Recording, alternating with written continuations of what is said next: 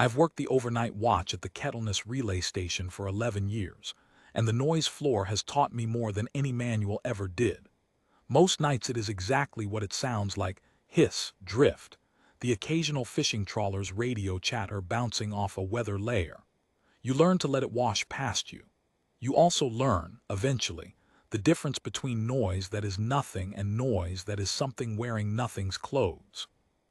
That night in March, the floor had a hairline in it.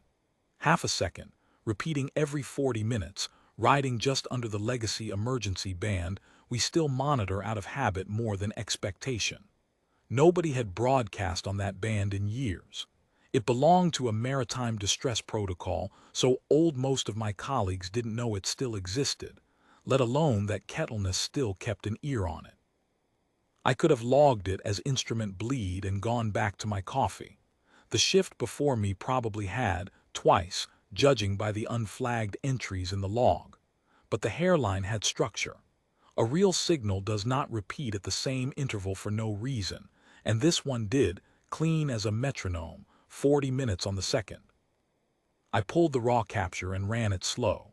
Underneath the noise was a fragment, not words, not anything built for a human ear, but a pulse train with the unmistakable shape of a status ping, the kind a ship sends to its own fleet to say, "I am here and I am not yet finished sinking." It had no business on our band at all. Something out there was leaking, and the leak had found the one frequency on Earth still old enough and still listened to catch it. I ran the waveform against every legacy template we had on file. Nothing fit cleanly, which told me something on its own. Whatever this was predated the last time anyone had bothered to update our reference library for that band. I cross-checked the bearing against shipping lanes, weather buoys, every satellite footprint that might have thrown off a stray reflection. None of it lined up. The hairline kept its rhythm the whole time I worked, patient and indifferent to whether anyone on Earth ever noticed it. 40 minutes between pulses, never early, never late. There is a specific feeling that comes with realizing a signal is not a malfunction in your own gear. It is a small, cold certainty, the kind that makes you sit up straighter in a chair you've sat in for 11 years without thinking about it once. I had it that night. Whatever was leaking onto our band did not know we existed, did not care whether we existed, and was simply dying on a frequency old enough that almost nobody left alive would have thought to keep listening to it. I did what the job actually requires, which is not panic and not shrug. I flagged it priority, traced the bearing as best the array could manage, and called it up to Fleet Watch at Drumheug with everything I had: bearing, interval, signal shape, and the plain statement that whatever this was, it was bleeding distress on a band nobody used by accident for fun. Drumheug asked me twice if I was certain it wasn't drift. I told them I'd bet my pension on it. They sat on that for 4 minutes that felt considerably longer, and then they gave the order I'd hoped for and not expected. Divert the corvette Aldermore, currently running a routine patrol, loop 2 systems out, and have her investigate. I want to be honest about what that decision actually was, because from where I sat it looked very small. One ship. Not a fleet, not a relief convoy, just a corvette already tired from her own patrol, sent to go find out what a 40-minute hairline in old hardware actually meant. Nobody at Drumheug made a speech about it. The duty officer just said, "Send Aldermore," the way you tell someone to go check on a smoke smell before it became a fire. That is the whole of how it happened on our end. No ceremony. Just a watch officer who refused to call something nothing, and a chain of people above her willing to spend a ship's fuel on a guess that turned out not to be a guess at all. I did not know, that night, whose ship it was. I only found that out afterward, from the after-action packet that came back through Drumheug weeks later, and from a recorded exchange I was allowed to hear because I was the one who'd flagged the leak in the first place. The ship was called the Hollow Reed, an escort cutter belonging to a fleet none of us had any treaty with, none of us had ever met, drifting half-crippled after a reactor strike that had taken out her main array and left her limping on backup power. Her status pings were never meant to cross into anyone else's space. let alone leak across the Gulf onto a human band laid down for fishing boats a century before anyone on Earth knew there was anyone else to talk to.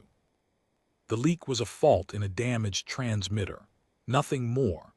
A half-second of bleed every 40 minutes because that was as often as the failing hardware could manage a pulse at all. Her junior comms officer, a woman named Vel Ashcoran, was the one running the board when Aldermore's hail came through. I have listened to the recording more times than I probably should.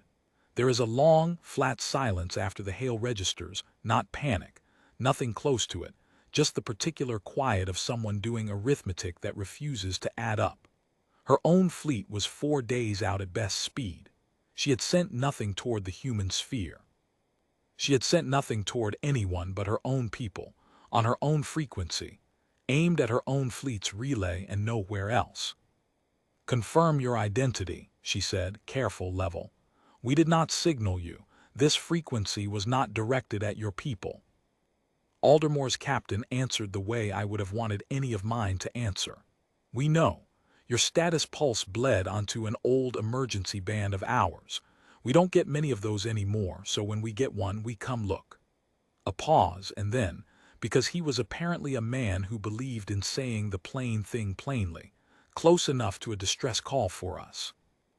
There was another silence after that, shorter, and into it Vel Ashcoran said the line that ended up in the after-action report verbatim, because somebody on the Aldermore thought it worth preserving. "We did not aim this at you. We did not ask you. You came regardless." "We heard a hairline that didn't belong," the captain said. "We don't generally need to be asked." What followed was not dramatic by the standards of war stories. Aldermore matched the hollow reed's drift, ran a tow line, and walked her clear of a debris field her own navigation had been too degraded to plot around.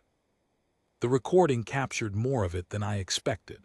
The clang of the docking collar finding purchase, a long exhale from someone on the reed's bridge that wasn't quite Vel Ashcoran's voice, and underneath it all the flat, procedural back and forth of two crews who had never trained together suddenly running a tow checklist as if they had.